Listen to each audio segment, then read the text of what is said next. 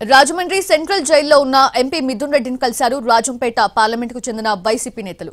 Rajampet MLA Amarnath Reddy, Rayachoti మాజీ MLA Gandikota Srikanth Reddy, railway Koduru మాజీ MLA కోరముట్ల Srinivasulu, ఇతర నేతలు మిథున్ రెడ్డితో ములాఖతయ్యారు.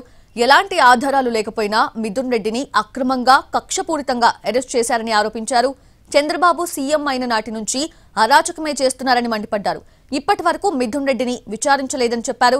మిథున్ రెడ్డి తల్లిదండ్రులను మనోవేదనకు గురి చేయడానికే ఈ అరెస్ట్ అని విమర్శించారు. కడిగిన ముత్యంలా మిథున్ రెడ్డి బయటకొస్తారని ఆశాభావం వ్యక్తం చేశారు. ఈ రోజు ముఖ్యమంత్రి అయిన 15 నెలల నుంచి ఈ రాష్ట్రంలో అరాచకమే చేస్తున్నాడు.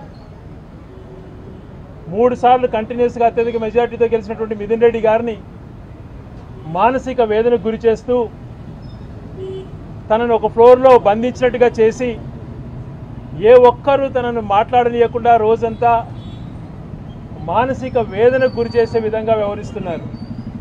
ఇంతకుముందు గౌరవ శాసనసభ్యులు చెప్పినట్టు వాళ్ళ తల్లిదండ్రుల మనోవేదనను నువ్వు ఇచ్చేస్తున్నావు, కానీ ఈయనలో సంకల్పం ఏ రకంగా సడలింపు లేదు.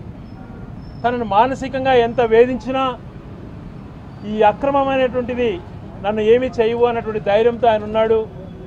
నిజంగా మాకే ధైర్యం చెప్తున్నాడు. ఆశ్చర్యం.